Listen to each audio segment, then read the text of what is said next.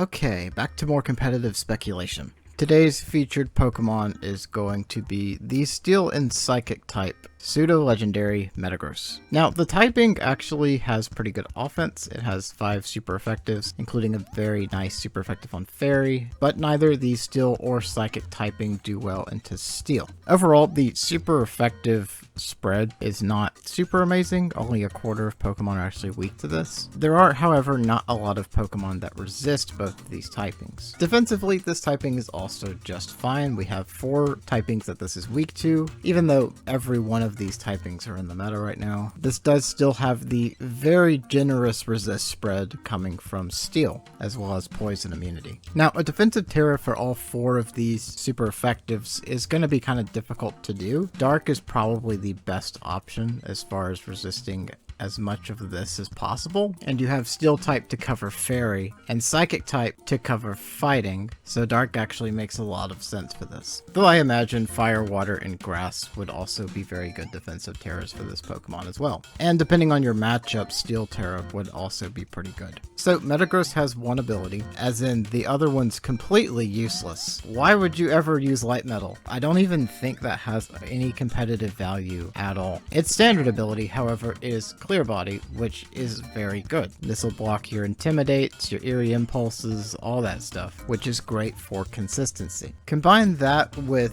Metagross's very generous amount of stats, and you actually have a lot to work with. So the attack stat is a very nice 135, and the defense stat's also quite good at 130. This does also have a little bit of special attack if you ever wanted to use it, and the hit points in special defense are fine. You should be able to take one hit that's super effective if you invest a little bit in the bulk. The speed stat, however, is probably the worst of the stats because 70 is kind of in that bad speed tier range where you're too fast for Trick Room, but too slow for hyper offense. This does at least have enough bulk to work around that the speed stat's not a big issue. So if we take a look at how Metagross fares against, say, a Fluttermane, if we make it an Adamant 252 variety with investment in hit points, just to get a rough idea of what a bulky offensive version can do, into our typical Picolytic set Fluttermane, this does a lot of damage. Iron Head is a guaranteed one-hit knockout as far as the eye can see, and even Zen Headbutt does threaten with a 68.8% chance of a knockout. Fluttermane, however, also does a lot of damage to a bulky Metagross with a guaranteed 2-hit KO. And if you take off the hit points, and we're running, say, a fast Metagross, that Shadow Ball has a very high chance of 1-hit KO. Metagross does not really have the best matchup into Fluttermane, mostly because of that Psychic typing. It would fare much better if it was just a mono Steel type, actually. What it handles even worse is Ursaluna, not being able to put on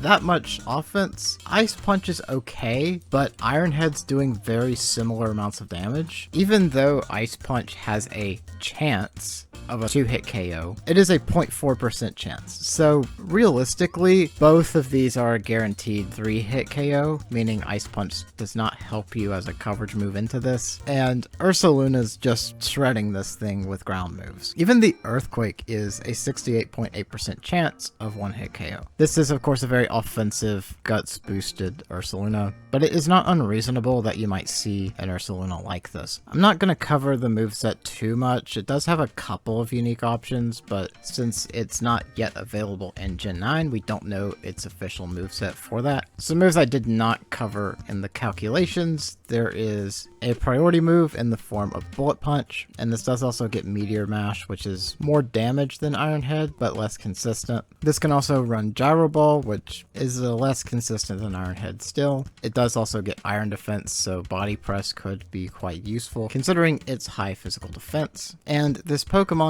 did in Gen 8 get access to Expanding Force, Meteor Beam, and Steel Roller. My prediction is it will get none of these moves in Gen 9, because Expanding Force got taken off of a lot of things. I don't even think Meteor Beam's in this game, and I don't remember about Steel Roller. I think it got taken off of a lot of things and is just on a few Pokemon. This Pokemon does get a few good supportive options though. It does have screens, as well as Scary Face for a speed control, several of the weather moves, Trick, Cosmic Power, Stealth Rock. Probably will not keep Ally Switch. I don't expect it to, but if it does keep Ally Switch, that would be another good supportive option. And I thought this got Calm Mind, but I can't actually find it. Oh, it also gets Magnet Rise if you want it to be immune to ground types for a few turns. Metagross has always been a very strong pseudo-legendary. I know it was quite prevalent in Gen 7's meta, and even in Gen 8's meta, there was still a lot of Metagross out there. I believe in previous metas it was also quite useful. And I suspect it would still be very strong even in Gen 9. There are, however, a few issues with Metagross because I don't think its typing really works that well in this current meta. Gen 9 is a very ghost heavy meta, which really threatens the psychic typing of Metagross. A Pokemon like Goldingo is very strong into Metagross and threatens it quite a bit. And it also does not have a great matchup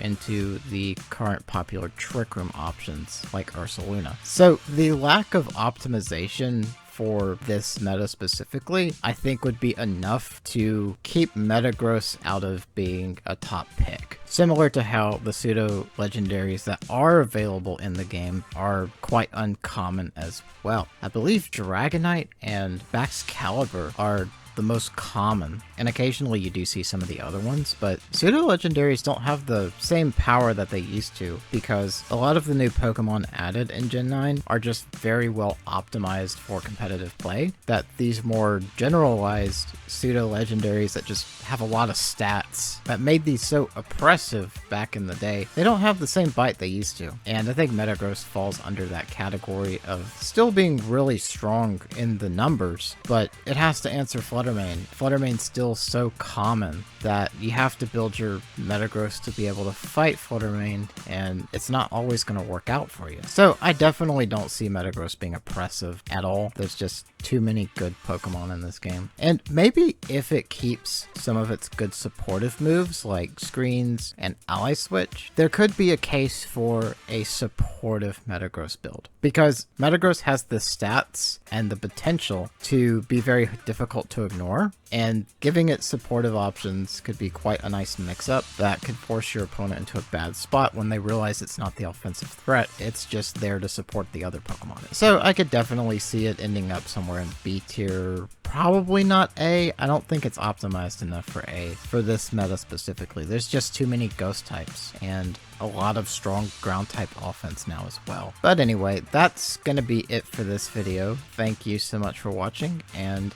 I'll see y'all next time.